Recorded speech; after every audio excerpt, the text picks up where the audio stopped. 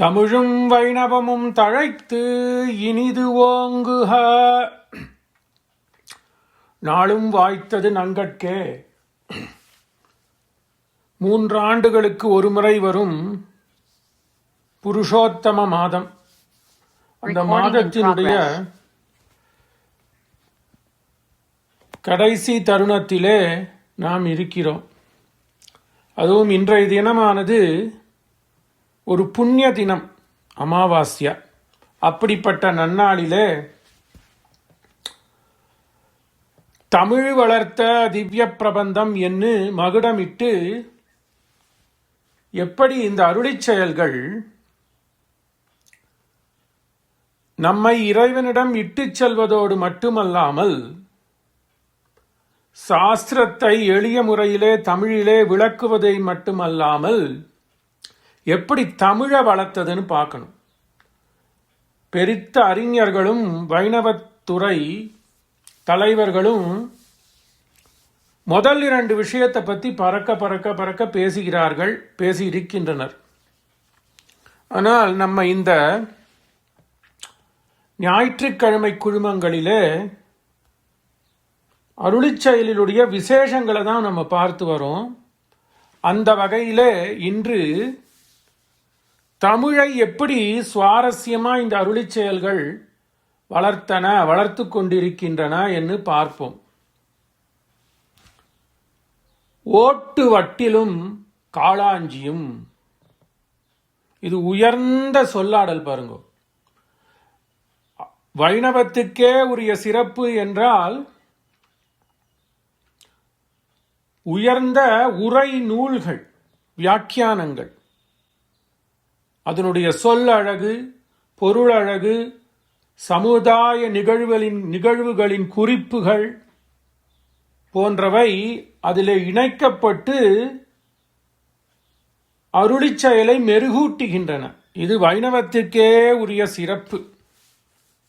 அந்த சொல்லாடல்னு பார்த்தா அந்த சொல்லாடல்களை படிப்பதே நமக்கு நம்முடைய எலும்பை உருக்கும்.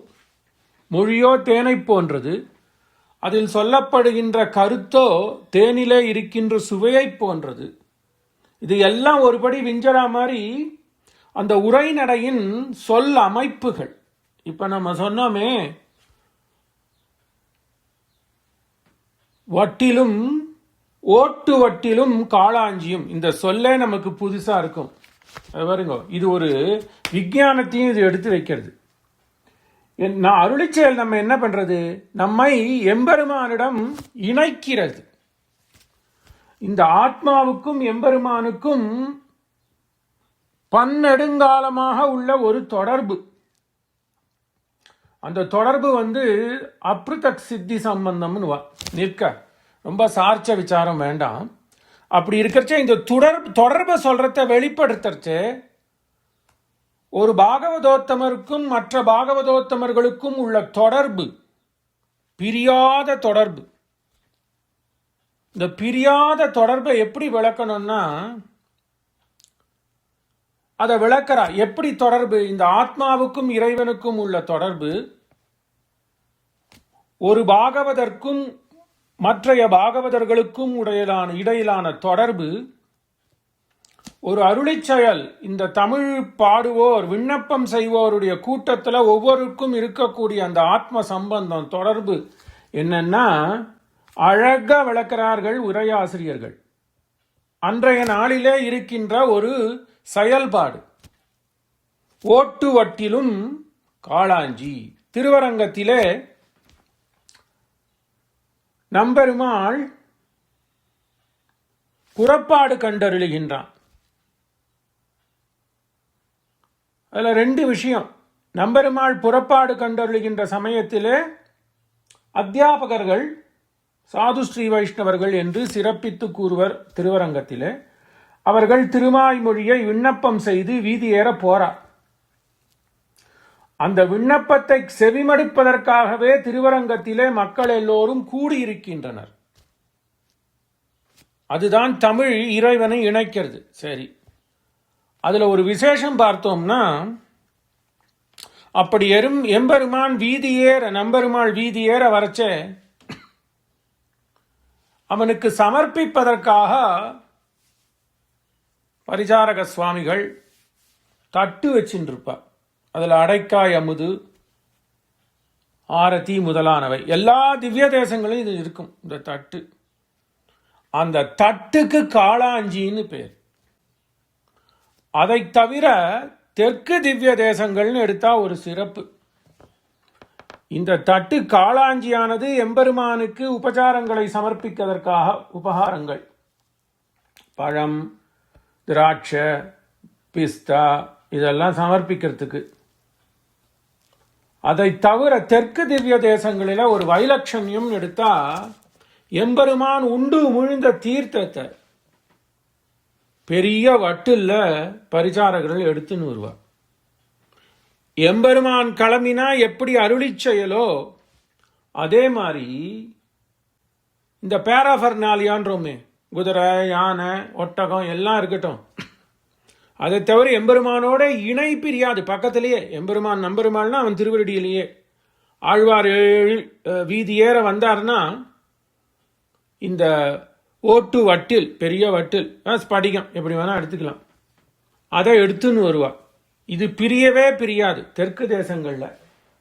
தொண்டை மண்டலத்தில் இந்த வட்டிலை வீதி ஏற எடுத்து வருதுன்றது அவ்வளோ புழக்கத்தில் இல்லை.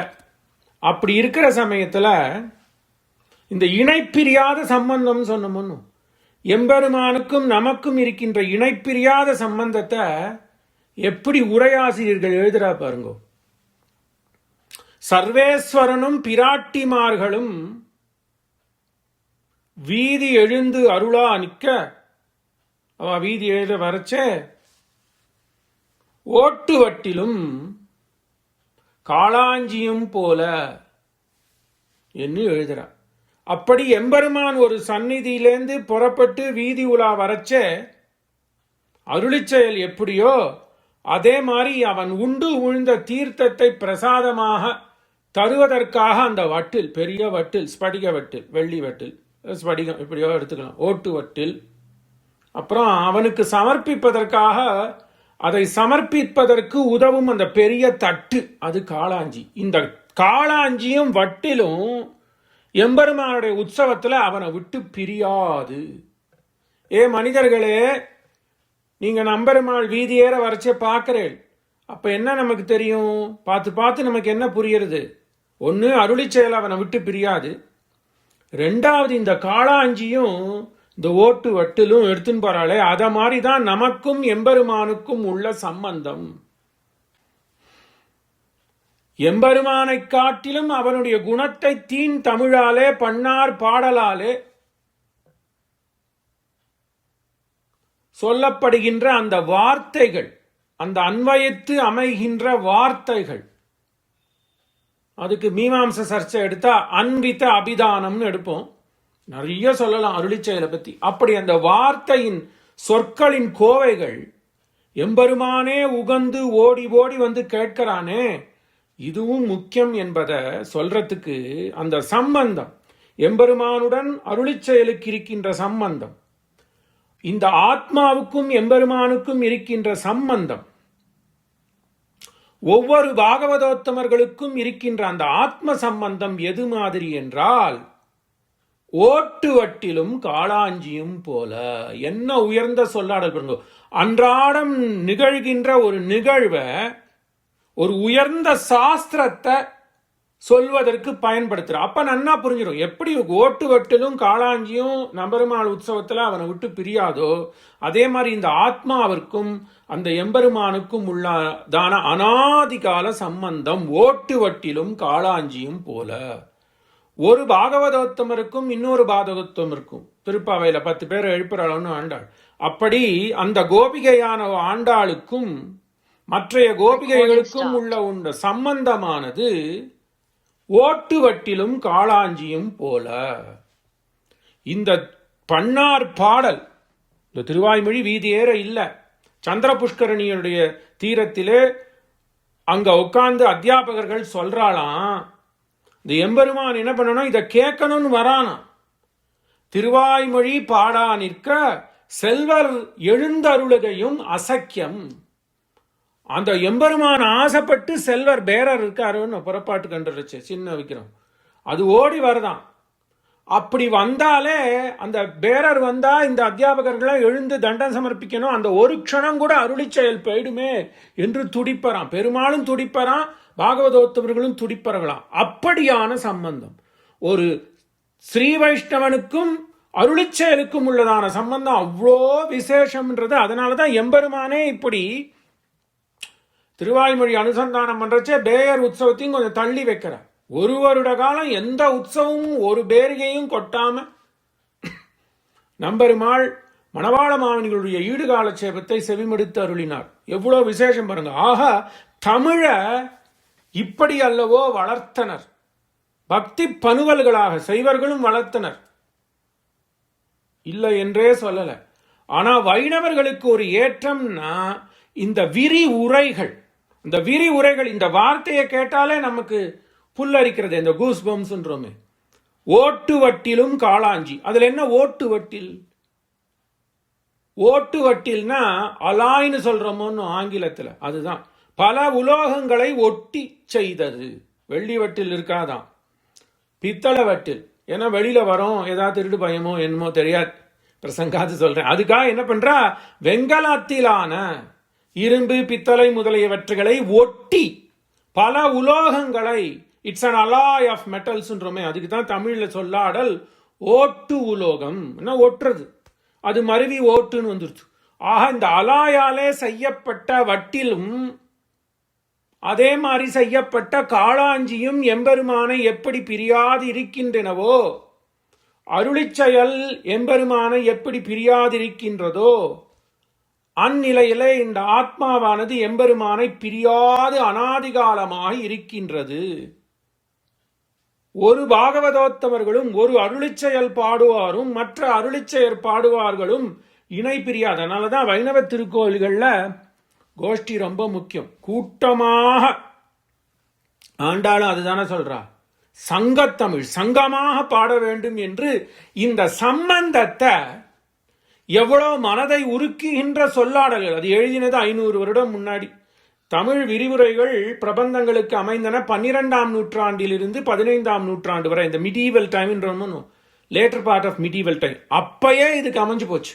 வைணவர்கள் இதற்கு முக்கியத்துவம் கொடுத்து இதன் மூலம் தமிழையும் அருளிச்செயலையும் வளர்த்தனர். அப்படி இந்த திரு வைணவ கோவில்களிலே அருளிச்செயலை இறைவன் திருவடி நிலையிலே பாடணும். அதுவும் தெற்கு தேசத்திலெல்லாம் எடுத்தா திருச்சேரை, ஆழ்வார் திருநகரி,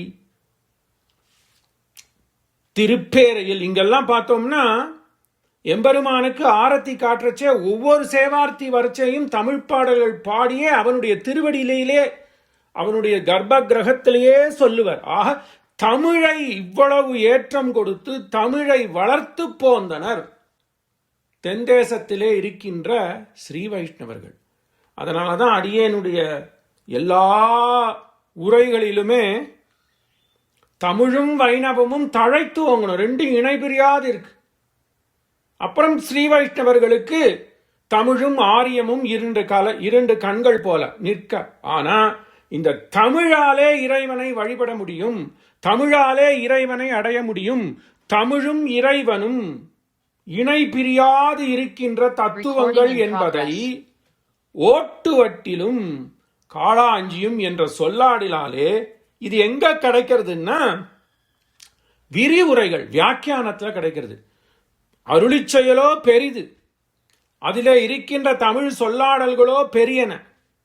அதை காட்டிலும் இந்த அருளிச்செயல் நிலைத்து நிற்கிறதுன்னா அதுக்கு பரிசிரமப்பட்டு பாடுபட்டு நம்பிள்ளை முதலான ஆச்சாரியர்கள், மணவாள முனி முதலான ஆச்சாரியர்கள் இதுக்கு விரிவுரை எழுதுறார். எழுதி மக்களுக்கு புரிய வைத்து அன்னாடம் மக்கள் வழக்கிலே இருக்கின்ற பேச்சு மொழிகளையும் அன்றாடம் இருக்கின்ற நடைமுறைகளையும் கோத்து கோத்து கோத்து திருக்குறுகை பிரான் ராமானுசர் காலத்திலே வாழ்ந்தவர். அது கொஞ்சம் சம்ஸ்கிருதம் நிறைந்து இருக்கக்கூடியதான விரிவுரை. அதுக்கு பிற்பாடு காலங்களிலே நஞ்சியர், நம்பிள்ளை, பெரியவாச்சான் பிள்ளை, மணவாள மாமனிகள், திருவாய்மொழி பிள்ளை இவர்கள்லாம் பார்த்தா தமிழுக்கு பலவிதமாக ஏற்றம் கொடுத்து தமிழையும் வளர்த்து திவ்ய பிரபந்தங்கள் அருளிச் செயல்களையும் வளர்த்து போந்தனர் தமிழும் வைணவமும் தழைத்து இனிது ஓங்குக.